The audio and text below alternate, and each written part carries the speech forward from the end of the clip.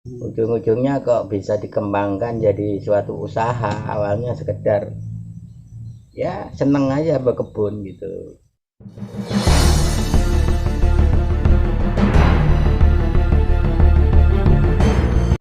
Kalau mau benar-benar bertani itu kuncinya harus tekun. Selain itu kita punya panduan, harus punya panduan teori seperti beli buku apa itu harus. Kalau sekarang zaman HP ini ya cari informasi, ikut komunitas, komunitas petani lah, komunitas petani sayur, petani pepaya, petani cabai, petani tomat, diikuti terus semua komunitas. Jadi kan ada komunitas seperti komunitas petani pepaya Indonesia, itu kita ikutin. Dari situ kita bisa belajar juga, tanya jawab, kurang apa, kena apa, ini kok begini begini, itu aja. Jadi tidak ada sebetulnya belajar terus, tidak ada pintarnya sebetulnya, kita harus belajar terus. Dan yang gagal ya sering juga gagal, tapi berhasil ya pernah, khususnya untuk cabai. Kalau gagal dijadikan pengalaman ya Pak ya. Gagal itu merupakan pengalaman di lapangan yang nyata, yang sudah langsung kita ingat-ingat terus. Kegagalan itu ya guru lah untuk buat kita.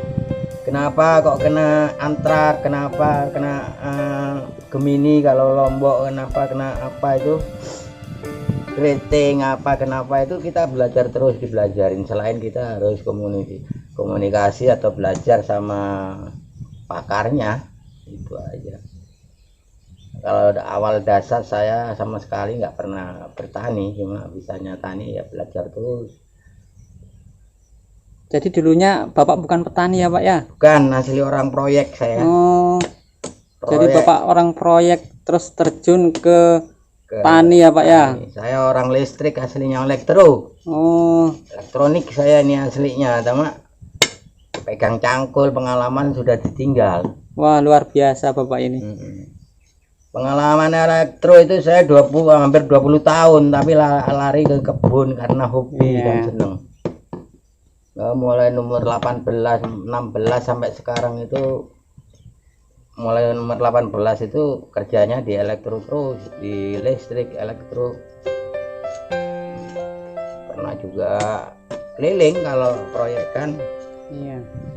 Mulai dari PT Badak, Kaltim, KPC, semua, sampai pernah ke Cilegon, Bali Beat, Tunjungan Plaza 3, pernah semua. Jakarta itu Segitiga Senen, Rumah Sakit Harapan Kita, Grogol, pabrik makanan ternak Cilengsi, Bogor, itu pernah. Itu lama aku di proyek, cuma karena ingin tentram, tenang, dan menikmati alam lah, akhirnya kita tani. Ujung-ujungnya kok bisa dikembangkan jadi suatu usaha. Awalnya sekedar ya seneng aja berkebun gitu. Ini bisa jadi contoh yang muda-muda ya Pak ya, untuk mengikuti jejak Pak Tumin. Kalau menjadi petani itu nggak perlu apa istilahnya minder lah gitu. Perlu minder, harus tekun.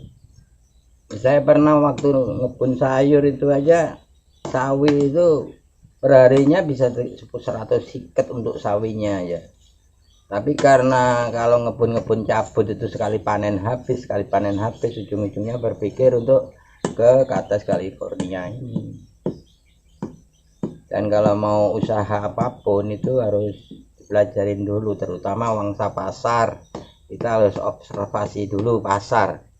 Barang yang masuk di daerah saya itu barang dari mana? Pramanya dari Ujung Pandang, dari Surabaya, dari Banjarmasin. Alangkah baiknya kita orang rantau pulang, orang desa ini memproduksi sendiri barang itu gitu loh.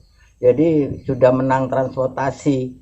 Maunya petani di Jawa kates pepaya itu 2.000, di sini 5.000. Atau di Ujung Pandang, Muara Badak, itu kan yang di Sangatta, Kota Timur kan masuknya dari daerah sana.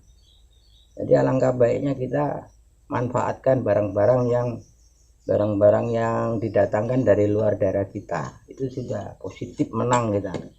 Itu cabai ini. Cabai itu kekurangan pasar Sangatta, jadi ambil Pak dari Samarinda dari Gung Pandang kadang-kadang. Ya, sudah menang petani kalau ditekunin. Cuma kalau mau sukses di bidang apapun kuncinya harus tekun. Dan kalau mau usaha jangan berpatokan dulu sama apa ya, bondo atau modal. Modal itu nomor 2, yang penting kemauan. Modal itu nomor 2, yang penting kemauan sudah. Jadi syaratnya harus tekun. Kalau ada modal nggak ada kemauan, Ya iya. Jadi modal utama itu kemauan yang tinggi, niat sudah. Terus akhirnya ujung-ujungnya memang bisa dipercaya lah itu. Banyak kalau kayak sayur itu banyak orang agen-agen sayur atau juragan-juragan sayur itu nawarin modal itu banyak tanpa modal kalau mau. Tapi kalau benar-benar, kalau yang nggak benar itu dan dibuktikan di lapangan memang benar-benar berkebun dan kebunnya serius. Jadi nggak usah ngomong karena modal menang modal, nggak ada itu ceritanya. ketekunan intinya ya Pak ya. Banyak sekarang orang-orang atau anak-anak itu mau usaha nggak punya modal apa Yang instan ya Pak ya. iya, maunya instan, ada modal. Kalau ada modal di nomor 1 kan tak jamin insya Allah usahanya nggak berhasil, karena dia ngandalkan modal bukan ngandalkan pikiran tenaga. Itu loh, itu kunci sebetulnya. Orang yang mengandalkan modal insya Allah jarang berhasil, karena yang diandalkan modal, jadi tenaga pikiran itu enggak ada.